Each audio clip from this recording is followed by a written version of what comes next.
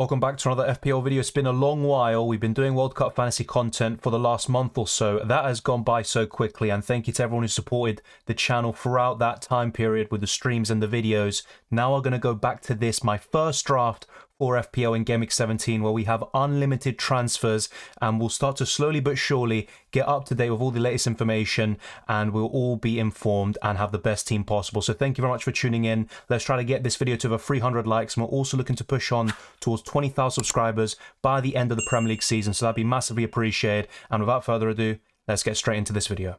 I think most of us can agree on the goalkeepers and not much will change. We just have to keep an eye out on the situation for Kepa and who has been injured for quite a while, but he's slowly but surely coming back, and we don't know when exactly that will be. But if he is fit in time for Gameweek 17, he will be my goalkeeper. Only 4.5 million, and Chelsea have some great fixtures coming up. But the big caveat to that is that Chelsea are quite poor defensively, and in terms of a double up, if you're looking to go for Reece James as well, I wouldn't be entirely sure about that. I think one is enough, whether it's Kepa or James. But in this first draft, it might be a little bit different to what I'm saying right now. The other goalkeepers, Ward, I think that's very simple. And one thing you could do, actually, if you don't want to spend too much money in the goalkeeper position and spend it in the outfield players, you could go for Ward and Iverson. I mean, at the beginning of the season, it looked like it was just a complete flop, and that was a ridiculously bad idea.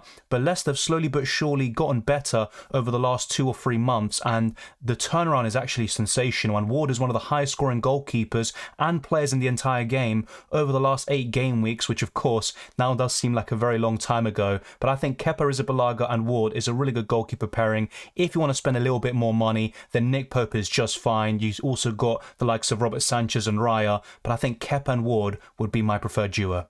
We have 2 more yellow flag players here in Diogo Dalot and Reece James, and whilst I'd be quite optimistic about Reece James, it looks like he's progressing quite well in terms of his recovery. Diogo Dalot is a completely different story. We don't know enough about the injury. He got injured during Portugal's 1-0 defeat to Morocco in the quarterfinals of the World Cup, and we also don't know about Man United. They're going to have a makeshift back four. It could be Diogo Dalot on the right-hand side. Maybe it won't be if he's not fit. You've also got the centre-backs with Lindelof, Maguire surely going to be starting there, and Luke Shaw on the left, but Lisandro Martinez and Varane, the 2 main centre-backs, will probably not be available until Gameweek 18 at the very earliest, and that's me being quite optimistic about the situation. They'll probably be available by Gameweek 19 or 20, especially in the case of Lisandro Martinez. As for Ben White, I think he's the better option over Saliba, who didn't play actually for France during their entire run to the World Cup final. But I still don't think Saliba will be available in Gameweek 17, and maybe Gameweek 18 will be another possibility, but there's no real need for Arsenal to risk him. They can play Ben White and Gabriel as the centre-backs with Tomiyasu as the right-back, so there's no need to really rush him back. And Ben White has been available in the last few friendlies for Arsenal, which have been very concerning to say the least. Arsenal lost 2-0 to Juventus with 2 own goals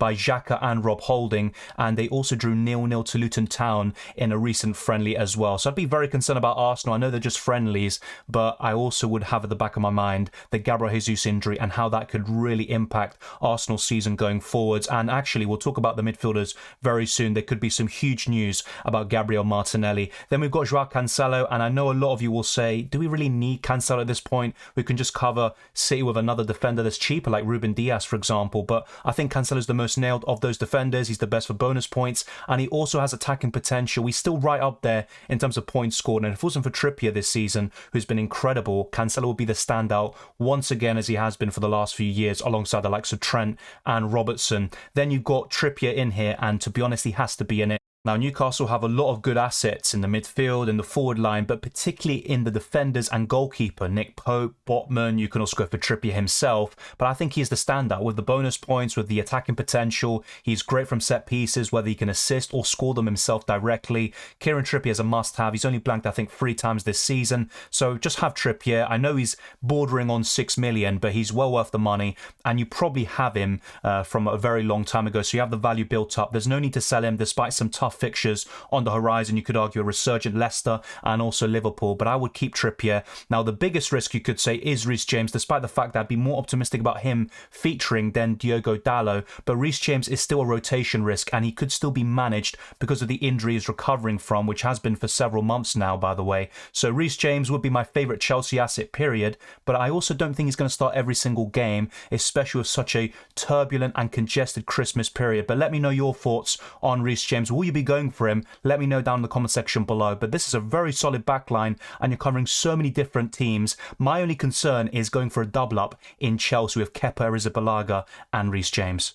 I said there could be potentially really big news for Martinelli, and I'm not even on about his long-term contract with Arsenal, which he signed the other day. Arteta actually spoke about this recently, and he said that Martinelli could actually fill in as the replacement for Gabriel Jesus down the middle, and that's something that Martinelli was doing under Unai Emery in some of his first few games for the club, especially in the Carabao and also the cup competitions. But this could now be a reality in the Premier League, and that makes Martinelli an out-of-position midfielder who also has a lot of attacking potential. He's actually quite good in the air, and he's also just a menace for defenders. So if Martinelli plays down the middle, he's an even better option than the likes of Saka, in my opinion. Of course, it might take him a little bit of a while to adapt to that role, but Martinelli down the middle could be a fantastic option in FPL, and you also, once again, might have a lot of value tied up in him. The other midfielders consist of the likes of De Bruyne, who had a shocking World Cup, to be fair, but he was also a bit unlucky. He created some really good chances which weren't converted, but he also came back to City, played a friendly and assisted Erling Haaland, of course, and De Bruyne is just such a great player. I don't doubt his quality, and I still think he will come back all guns blazing, and he will also help City with a late title charge, and they're still very much in it and the favourites to win the Premier League title. Bruno Fernandes is also in here after a great World Cup, one of the best midfielders you could argue, and he is in some people's team of the tournament, and he's now back at Man United. There's no Cristiano Ronaldo anymore, so Bruno Fernandes will be the main man, and that could be great news for his FPL prospects. But I have to say, I still have a few doubts about him. I don't think he's still as good as he was maybe a few years ago in FPL, but he's certainly a player worth considering. The other two midfielders will consist of Almiron, who's the highest scoring midfielder in the game, which I can't believe still, to be honest. I'm pinching myself as we speak, but he's been fantastic, and this is now going to be the time that I finally have him in my team, despite some tough opening fixtures, you could say, to start the second half of the season. But then, I think Almiron could be a great option after Game Week 20 with some very favourable games coming up. And the last midfielder is Leandro Trossard, who is also a bit of an FPL troll for me, but at his price and below, he's still one of my favourites. You could also argue Rashford could be the one to go for, with United having free opening, great fixtures to kickstart their campaign once again. But Trossard is in here right now, and I don't think I'd go for Bruno and Rashford at the same time. It's probably just a case of one or the other, and at this point in time, I'm going for Bruno and Trossard, but that could definitely change. Check out my team selection video, as well as many other stuff, such as the deadline stream that will be happening on Boxing Day, and there's also hopefully some other videos in the works as well over the next few days before the build up to Christmas Day and Boxing Day. But that's the midfield. Let me know your thoughts, and now let's complete the team with the three forwards. Erling Haaland will obviously feature in here, but it's really a question of, do you go for Harry Kane as well and maybe go for two premium forwards? Do you go for free playing forwards, maybe with the likes of Ivan Toney, or do you maybe sacrifice the midfield? It's completely up to you. But in this draft, I've gone for Haaland, Mitrovic, and a budget striker here in Greenwood. Now, on the top of your screen, you can see minus 2.5 million, but that's for someone with 100 million in budget. Of course, if you have some value tied up in certain players, which I do with the likes of Martinelli, Ben White, etc., then that won't be an issue. I can afford this team, and many of you watching will also be able to. But in the case that you aren't, then maybe you can make a few downgrades, such as Reece James, for example, down to another Newcastle defender like Botman, or go for someone else entirely like Perraud from Southampton, and maybe Bueno, who's actually a budget defender starting for Wolves, and he's putting in some really good performances, but he's really just kind of a last resort. You don't want to be starting in most weeks, especially with some of the fixtures that Wolves have to start Julian Lopetegui's career at Wolves. One of my biggest concerns will be Mitrovic, who's one yellow card away from suspension, and he could miss a really good fixture as a result. And also, he could miss the double game week that's coming up literally in just a few weeks' time. So that is going to be a big concern. So maybe you could consider Che Adams, Danny Ings, who's looking really sharp under Unai Emery so far. The other one's Ivan Toney, but with all the kind of breaches of betting rules that he's obviously facing, the charges by the FA, I'd be very concerned about him, and he could be facing a very lengthy ban indeed. And we don't know when that's going to be the case. But if Ivan Toney's fine, then you could actually go for him and do a bit of a switcheroo between Mitrovic to then Toney, and then go back to Mitrovic, corresponding with the fixtures that come up for both teams, Fulham and Brentford. The other forward here is Greenwood, who's just really a budget striker. He's 4.2 million, very affordable, and I think I am going to go for two strikers and then go for Greenwood there, just to fill up a bench spot and also be an enabler for this team. So let me know your thoughts on what you can see here, and I have to say it's looking very, very solid. The captaincy options with would obviously mainly be on Erling Haaland, but you've also got Bruno Fernandes, Kevin De Bruyne that you could also alternate between on certain occasions, and you can never rule out another player like Trippier because it has been a crazy season indeed, but Haaland will definitely be the main captaincy choice for most of us in all of these game weeks, but sometimes it's good to be different,